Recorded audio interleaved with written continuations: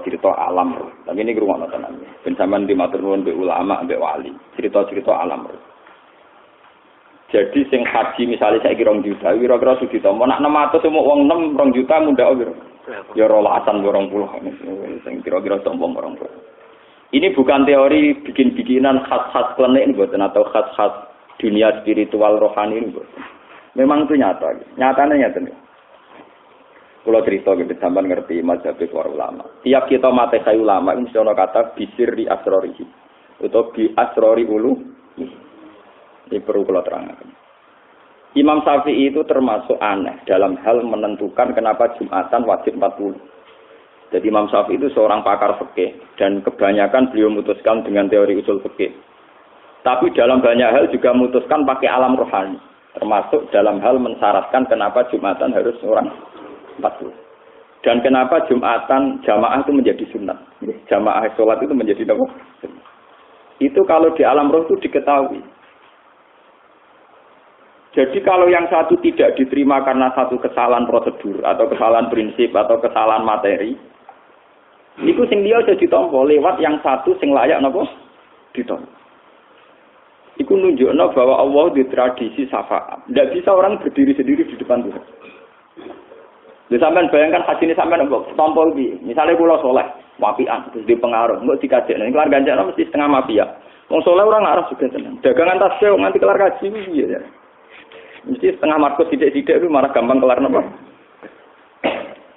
Andai kan warisan itu murni milik kita karena dari orang tua. Mungkin dari orang tua ke kamu tidak sengketa, tapi dari orang tua kamu ke mbahmu juga rawan apa? Sengketa. Nggih, paham ya? Juga tuh balik ke salam template ning aku misalnya Mustafa salam template. Nah, mungkin kamu Mustafa ikhlas. Tapi ada jatah anaknya yang mungkin kalong untuk saya.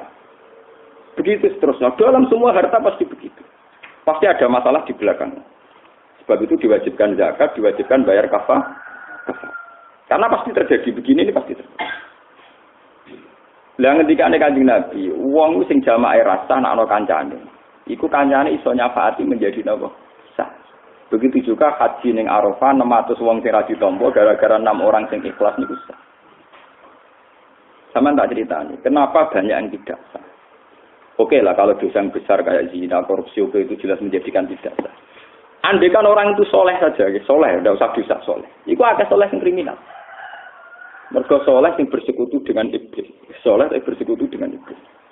Ini ketika Imam Ghazali. Kenapa ada soleh yang bersekutu dengan iblis? Dari Imam Ghazali. Innahum ikhwana sayatin. La ghirata lahum biddin. Mereka itu bersekutu dengan setan. Karena tidak ada wirohnya, tidak ada sentimennya dalam hal urusan agama. Dan mayoritas kesalahan kita itu begitu. Ya, kesalahan kita itu begitu. Misalnya contoh ngeten, misalnya contoh paling. Mana sampai gedeng Darul Arkom teman-teman gedeng PKS itu rapati bener. Baik aliran sesat lah. Kayak Darul Arkom dulu di Indonesia pernah divonis apa? Karena kita butuh giroh. Ngeten misalnya contoh paling gampang. Wong soleh-soleh kok Mustafa Rufin ini ora filsafat ya biasa. Ora Universitas Kristen Nabi ya biasa. Ora rumah sakit Kristen Nabi ya biasa. Itu beda dengan orang soleh kota yang di duit senajan to syukur. Busen, masjid Islam apik gereja. Busen rumah sakit Islam mengkas-mengkis rumah sakit Kristen Nabi. Busen masjid kalau apik ambek gudang. Nah, kesalehan yang tidak punya ghirah ini tentu susah diterima karena kita hidup di alam nyata. Ini ruang nonton. Sebab itu kesalehan ini butuh dikontrol, kesalehan yang punya ghirah. Ya, kesalehannya orang yang punya ghirah. Karena kesalehan pasif ini tentu merugikan Islam. Kena sebelah ning TV wong ketunan pegawai tahajud salat duha, mau terima dadi supir. Mobilku keluarin tak sing ngongkon wong katoan cekak mbluwo ora tau so.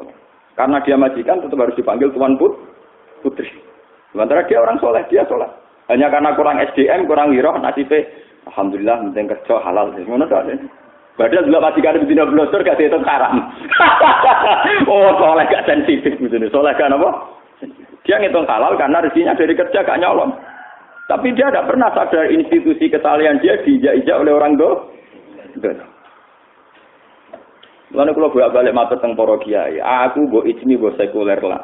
Cek bid'ah tetap tak hormati, tak fatihah. Bagaimanapun mafia di Indonesia itu dulu terbongkar bahwa Indonesia sudah kayak miliknya Cina itu ketika banyak intelektual Muslim yang ngerti peta politik. Sehingga kekuatan-kekuatan Cina yang menguasai pejabat di Indonesia sedikit demi sedikit tergeser. Bahkan mafia-mafia kasus itu tergeser dari lewat intelektual Muslim yang mungkin mereka tidak santai. Tapi mereka yang punya kekuatan bisa membongkar, bisa melawan. Kalau kita melawan apa? Kau bisa nggak menolak dilawan Rukin Mustafa? Karena kita sering punya orang-orang soleh yang paling pantas saja jaga gudang, supir. Memang dari segi kesalahan harus kita hormati, pasti kita hormati. Tapi kamu juga sadar hidup itu tidak sekedar dengan kawan, ada lawan dan lawan ini butuh kompetisi. Dan itu hanya bisa orang-orang Islam yang punya ghirah, punya sentimen, punya kepekaan sentimen. Luwih dosa meneh sing sugih ra sentimen parah meneh, mergo wis mampu ora bergerak. Nah, anak Rukin Mustafa itu dosa kok meneh sing luwih sugih. Dan ini menjadi masalah. Saya itu istikharah berkali-kali. Masalahnya umat Islam itu di sini. Yang soleh sekalipun itu tidak punya sentimen, tidak punya ghirah. Dan itu saya baca di Ihya, di kitab-kitab yang orangnya itu sufi-sufi. Tapi ternyata cara pandang sama dengan kita-kita yang modern. Islam itu harus punya ghirah. Coba zaman baca saja, tidak usah jauh-jauh baca saja peta Indonesia. Dulu kayak apa kuasanya bos-bos dari Cina. Ketika ISMI kuat, Islam kuat, sehingga di akhir Soeharto banyak umat Islam yang jatuh. Kemudian mulai Cina tersingkir. Kemudian umat Islam banyak yang kaya. Tidak aneh sekarang kalau pengusaha Muslim soleh kaya raya. Dulu kayak mohal, kayak apa? Kayak apa? Mohal. Kulo nu menangi sih, kulo ana camat gelem salat ku kiai sak daerah seneng ra karuan. Saiki camat salat biasa, tahlilan biasa. Bisa koyo aneh, ana camat kok apa? Salat. Ternyata ini berangkat dari ghirah-ghirah, kesalahan-kesalahan yang punya ghirah. Sampai wong Islam di bawah ketiak, di bawah kekuasaan non-Muslim. Atau dalam konteks internal Islam, sampai Islam soleh, di bawah ketiak Islam ora soleh. Kulon di pengalaman tragis dalam hal ini. Kulon di konco saat ini setengah stres. Gara-gara dia ini santri soleh, melarat kerja jadi supir Cina. Suatu saat Cina ini bangkit. Kalau hasil saking bagusnya bingung bengi-bengi ku golek londo. Dia ini tinggal golek nomor supir. Oh ya toko mater teror ini aku bengi. Dia santri gak golek dipecat. Golek no santri. Udah dia kodok kulon benar. Dia lekus berjenengan satwa pikir haram. Dan ini cerita betapa soleh-soleh yang tidak memaksakan diri ber-SDM, tidak memaksakan diri mandiri itu punya akibat yang buruk yang dialami teman saya. Piring Jepang gak apa-apa kan orang-orang. Enggak, ini kalau cerita mawon, betapa kita yang soleh harus punya watak, punya mental kompetisi. Ya? Kalau enggak kita akan begini terus. Sebab itu mungkin sekali orang-orang soleh ini hadirnya ditompo kangelan karena tingkat birohnya rendah.